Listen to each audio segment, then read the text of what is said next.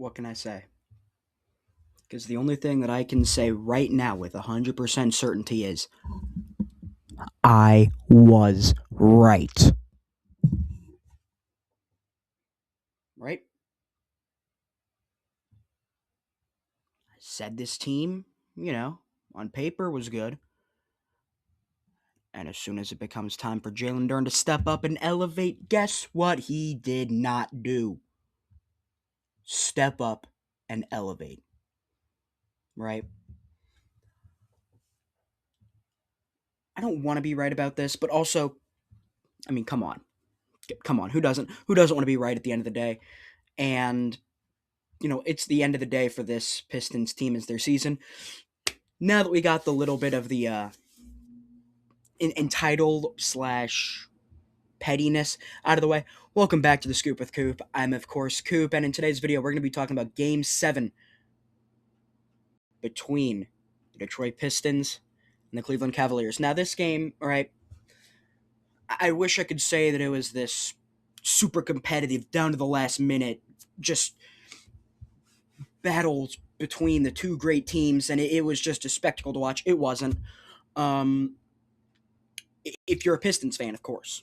I'm not someone who roots against the Pistons. I just root for good basketball. And over the past 3 weeks, they haven't been giving me such. So I haven't necessarily loved watching them as a result of it. I obviously love watching Cade. And, I'll start with Cleveland, right? Because, let's face it, they won this game handily. I should talk about them first in this game, right? Jared Allen, Evan Mobley, right? Those two, absolutely fantastic, right? Jared Allen, not as efficient as you would like, shooting just over 50%, but he made his presence felt. 23 points, 7 rebounds, an assist, a block and a steal, and a +9, plus minus. One of the worst out there of players who didn't play more than 4 minutes. But I got to talk about his other running mate at the big man position, at the big man group. We got Evan Mobley, right? In 36 minutes, 21 points, 12 rebounds, 6 assists, 2 steals, 2 blocks, and a +31, right? All series, all season, I've been saying, you know what, if you can step up as a ball handler, if you can step up as an offensive finisher, good things are going to happen. And he stepped up, and guess what? Good things happened, right? Absolutely fantastic between those two, right? 5 offensive rebounds combined between the two of them. They were phenomenal. 19 rebounds, right? 7 assists between the two of them, right? Mobley's doing a ton of carrying on that end, but absolutely fantastic between the two of them. Both physical as all can get out, as physical as can be, getting down low, making their presence felt, and not all, a lot of the credit is to do with the man who is giving them the ball. All series long, it's been, he hasn't been passing the ball a lot, under 3 assists. Donovan Mitchell, starting off, 3 assists in the first 3 possessions, or at least in the 3 first buckets of the game, going to both Jared Allen and Evan Mobley. Donovan Mitchell, on fire, right? One of the best games he's played, despite shooting 10 for 22. I don't want to say despite, because that's good efficiency. But ones where he's not just emptying the clip, and he's just mag dumping, and just putting up like what feels like 80,000 shots. Efficient, took good shots, made the right pass, was a good playmaker and facilitator, ball handler, distributor, all of those buzzwords. He was fantastic there. Max Strus, right? Usually a much better closeout player, but let's face it, when you're up by, 20 at halftime, you don't have to be as much. I mean, this was a total domination. The entire starting 5 for this Cavaliers team was good, except for James Harden. 2 for 10, 0 for 6. You knew a Game 7 stinker was incoming. But if the rest of your team steps up, you can afford that Game 7 stinker, because he had a +31 point differential and was big at getting Mobley the ball. Also, pretty good defender, especially when he's on the low block, where it's, he's getting banged up a little bit. But I think he played well. Sam Merrill, especially off the bench. He was a flamethrower. 7 for 10, 5 of 8 from 3. As well as took a very, very tough charge from Asar. But this was a great performance by this Cavaliers team.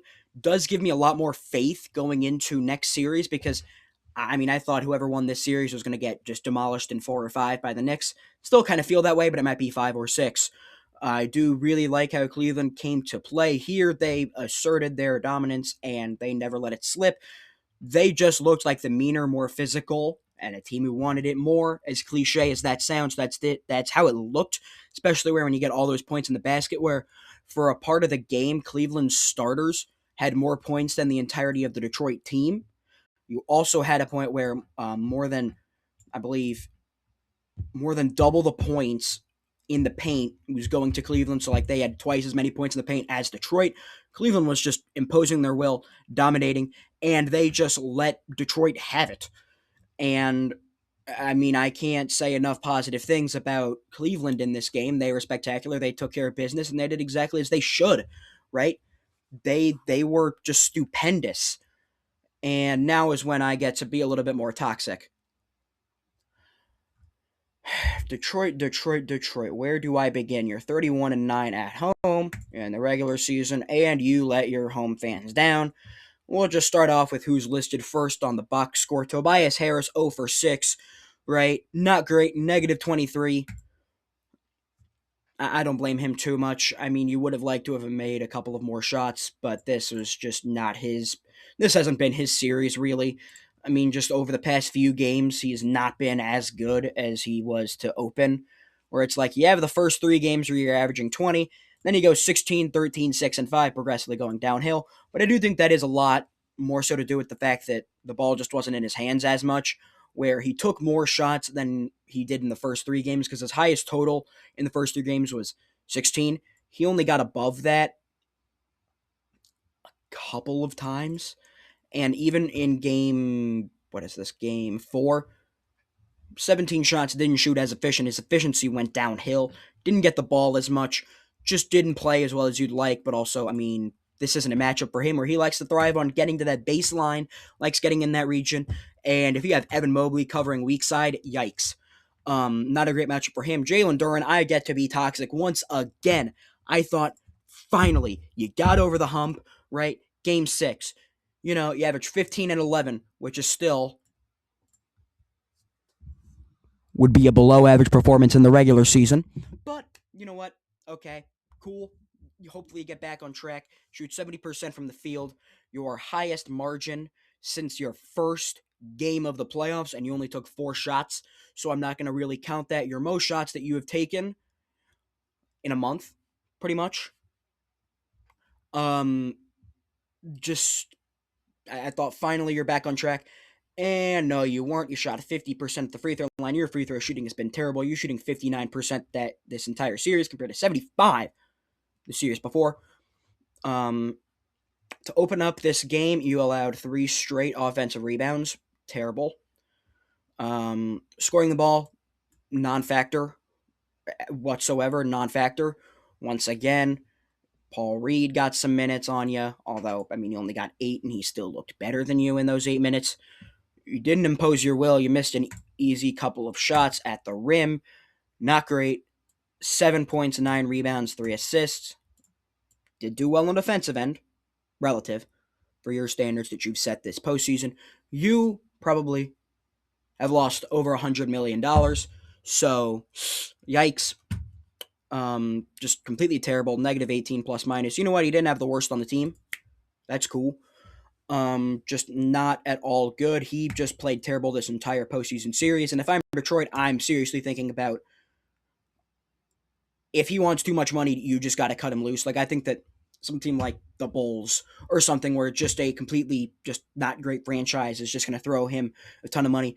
You let him go. 5,000 this game. Didn't play anywhere near the caliber that he set in the regular season. Although I'm sounding like a broken record because this has been the case for this has been the case for 13 out of 14 games that he has played. Not good whatsoever, just terrible.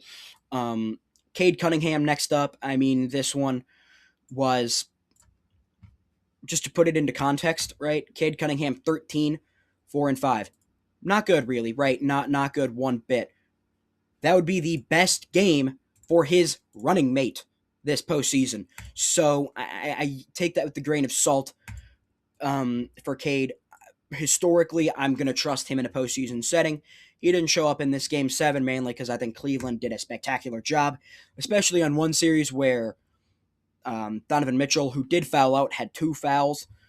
Um, able to get the switch. You did allow an open look instead of cutting to the basket. Cade missed it, and then it allowed for a fast break opportunity.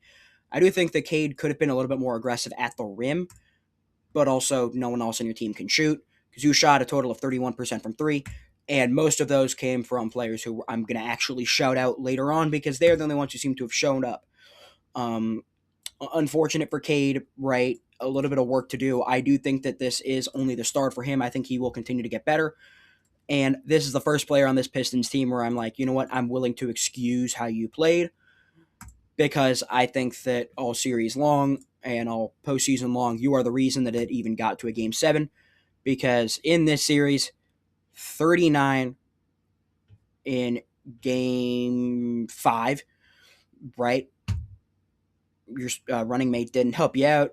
Series before, to close out this series and come back down 3-1, 45, 32, 32. I mean, I'm not going to bash on Cade because, quite frankly, they wouldn't be in this position if Cade didn't play like Cade. So I'm willing to let him off the hook. Asar Thompson, I think he played pretty well, all things considered, just for what his role is. Good defender, able to get a couple of blocks, matched up on Harden pretty well. I do think that you would have liked to have seen him take a couple more shots, but I also think that he just kind of knew his role. Did make a three-pointer, which, yeah, brother, you're down by 30. It's like the Chris Paul cuts the lead to 32 meme. And then actually we're going to get into a couple of players here who I think did actually play positively. Dennis Jenkins, I think he really rebounded from a rough start. I think he played okay in this. Not an efficient score, but at the end of the day, this is very much like one of those 2000s where you just need someone who can put the ball in the basket. He did that efficiently, not really, but also, oh well, he was a good facilitator as he was tied with leading the team in assists with 5. Got the start, played the second most minutes out of anyone playing tonight for the Pistons. I think he played well. Really liked what I've seen from him just going forward, kind of emerging over the course of this season. Not very efficient in the playoffs, but I do think that that can be excused a little bit with some context. Duncan Robinson, he looked like the only one here who legitimately was up to their standard or exceeded it. He was phenomenal. He drew a couple fouls. In 22 minutes, 13 points, a steal, a rebound, and an assist. He was great. I loved watching him play. Able to draw fouls, able to draw contact, made his three-pointers, was just very, very good, I think, in this game. The only player, again, on this Pistons team where I can confidently say he rose above their standard that he has, or at least for what his role is, and he was above that. I think he played well in this. Unfortunate that a good performance got wasted. Paul Reed, you would have thought coming off of a couple of solid games that he would have achieved more runtime in this. Didn't, only got 8 minutes.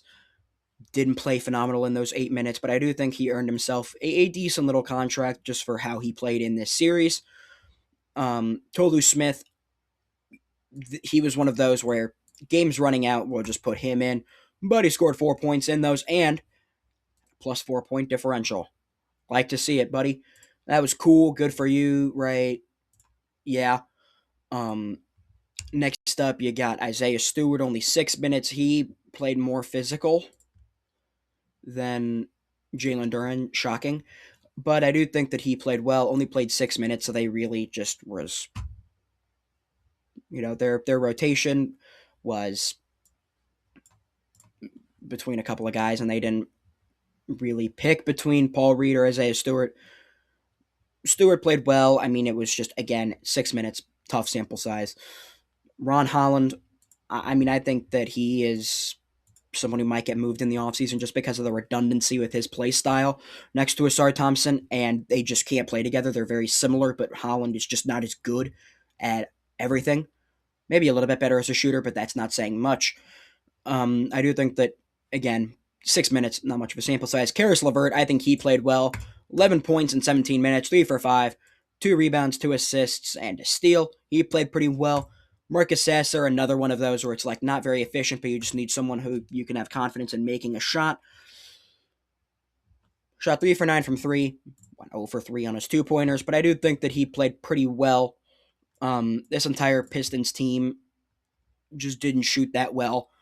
And for as much bickering and whining that JB Bickerstaff has done about the officiating, you got your free throws. I mean, you had 30 free throws attempted, and you compare that to Cleveland, and they had 14 more free throws, but they only made 6 more because Cleveland shot 64%, and you still lost by 30, which is an abomination. That you allowed a team to shoot 32% from the 3-point line and 64% from the charity stripe, and you lost by 30? Just not great whatsoever. You had the same number of possessions as Cleveland. You just got dominated. I mean, and if any Pistons fan is going to be like, oh, the officiating in this wasn't that great, I don't want to be mean, but shut up. You're whining, you're coping. I understand it. But don't throw the officials in this. You got bullied. You got smacked in your face. Or you got smacked in your face. And I think this could be a good building block. Because looking at the core players on this Pistons team, right? Cade Cunningham, 24. Duran, 22. Tobias Harris, 33. I could see him coming back next year and being pretty good. Ron Holland, if you want to keep him, 20. Dennis Jenkins, 24. Levert, 31. Paul Reed, 26. Asar, 23. And Isaiah Stewart, 24. This is a young Pistons team. I could very well see if they make a couple of adjustments here. And by adjustments, I don't mean around the margins like, let's go get a little bit better at the big man. No. Go get CJ McCollum. You need him badly. Go pick him up. Cade needs some help. You need to go pick him up. I think that if they do that, they make a couple of other moves after getting a starting caliber guard next to Cade. This team could very well be in the contention next year. I mean, they were a game away from going up against New York in the Eastern Conference Finals. I do think that this Pistons team this year, I don't want to say it was a letdown because you were a game away from the Eastern Conference Finals. I don't know how you can view this season as a disappointment. As an underachievement, maybe I could understand it, but also this is a good Cleveland team, and I wouldn't necessarily feel completely gutted. I do think at a couple of points here, Detroit didn't play up to their standard, and I'm not concerned about Detroit going forward. I do want to make sure that point gets across. I'm not a Detroit hater. I don't root against them. I only root against on this Detroit team. Who do I root against? No one. I don't root against anyone on this Detroit team. I don't root against anyone on this Cleveland team outside of Thomas Bryant. I don't have any personal vendetta with Detroit, right? I think the NBA is better when Detroit's good. Love a good Midwestern city, right? We had a Midwest showdown here. I think Detroit just kind of got outmatched a little bit here in this Game 7 and also over the course of the series. They did get, I don't want to say exposed because that makes it seem like that was something we didn't already know. Physicality, they were so great in the regular season, that didn't carry over in the playoffs. They also weren't great at drawing fouls in this series, and I do want to say, speaking of drawing fouls, James Harden, a couple of his fouls, like there was one sequence where Bickerstaff is arguing with the official because Harden's just dribbling at the top of the key, right? You see the head go back. That's a telltale sign of getting fouled, right? Foul gets called.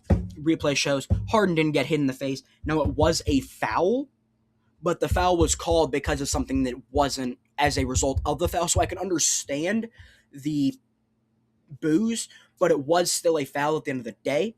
So I do think that, my camera is completely changing in colors, but, I understand a little bit as to why you would the protest against that. I do think that overall, Cleveland played better than you.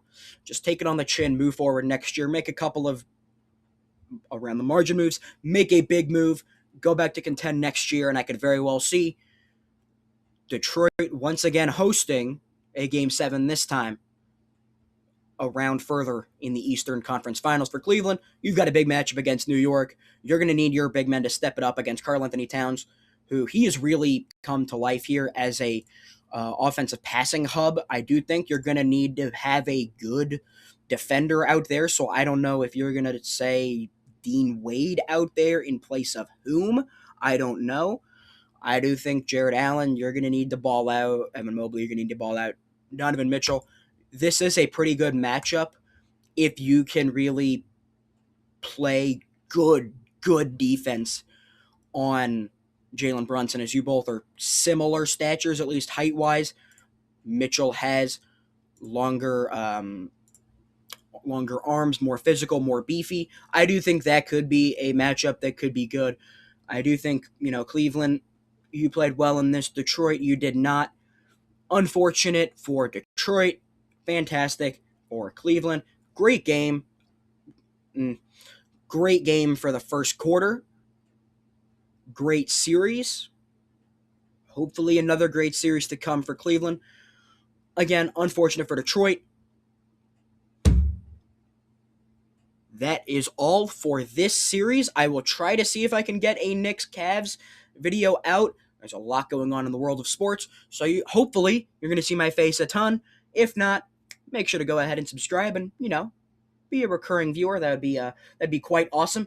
But this is the Scoop with Coop, and until next time, so long, everybody.